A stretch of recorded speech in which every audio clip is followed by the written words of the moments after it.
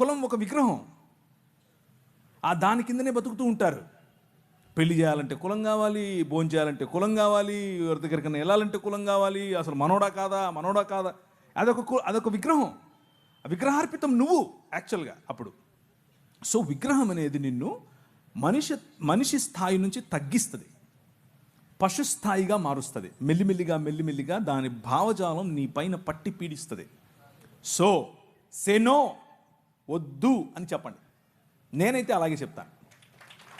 నాకు ఏ సిగ్గు లేదు ఈ విషయంలో.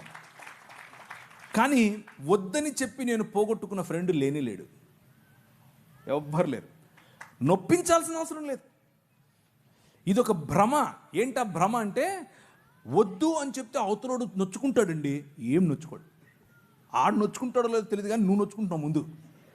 అది నీ సమస్య.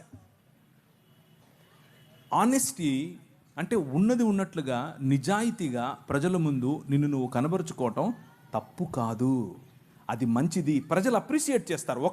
ఒకసారి ఏంటబ్బా ఆయన ఇలా చేస్తున్నాడు అని అనుకోవచ్చేమో, కానీ తరువాత నీ సత్ప్రవర్తన ఏమాత్రము వ్యత్యాసం లేకుండా నువ్వు ఆ వ్యక్తిని క్రైస్తవ భావంతో నువ్వు ఎప్పుడైతే దగ్గరికి తీసుకుంటావో అన్నీ అర్థమవుతాయి ఆయనకి.